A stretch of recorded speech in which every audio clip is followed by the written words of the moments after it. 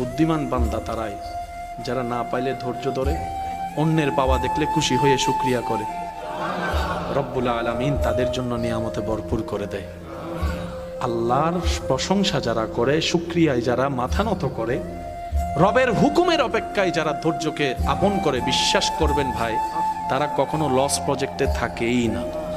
IPhone পাওয়া নিয়ে হয়তো আপনি নির্দিষ্ট করে ফেললেন আইফোনটা পেলেই সফল, কিন্তু রবের প্ল্যানিং এটা নয়।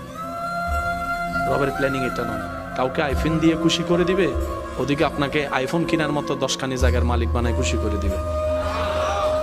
সবাইকে আপনার চাওয়া আমার চাওয়া মতো দিবে না। সেজন্য বুদ্ধিমানরা নিজেদের চাওয়াকে নির্দিষ্ট করে দেয় না। তারা বলে, আল্লাহ আমার কি দরকার তুমি জানো।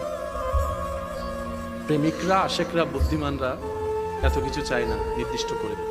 ওরা বলে, আল্লাহ আমার কি দরকার তোমার জানা আছে, কি পেলে আমি শুকরিয়া আদায়কারী হব, অহংকারী হব না, সেটাও তোমার জানা আছে। আল্লাহ আমাকে অতটুক সম্পদ দিও না যে সম্পদ পেলে তোমাকে ভুলে যাব।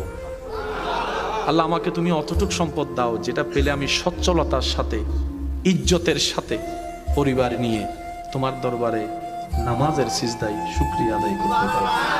আল্লাহ আমাকে এমন সম্পদ দিও না যে সম্পদের কারণে আমার সন্তানেরা, ছেলে মেয়েরা একজন আরেকজনের দুশমন হয়ে যাবে।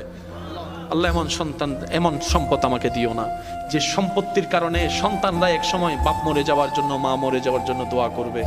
আল্লাহ এমন সম্পদ আমাকে দিও না। আল্লাহ আমাকে এমন সম্পদ দাও যে সম্পদ আমার হলে কখনো ভিক্ষার হাত কারো কাছে পাততে হবে না। এতটুকু সম্পদ দিও। সুবহানাল্লাহ।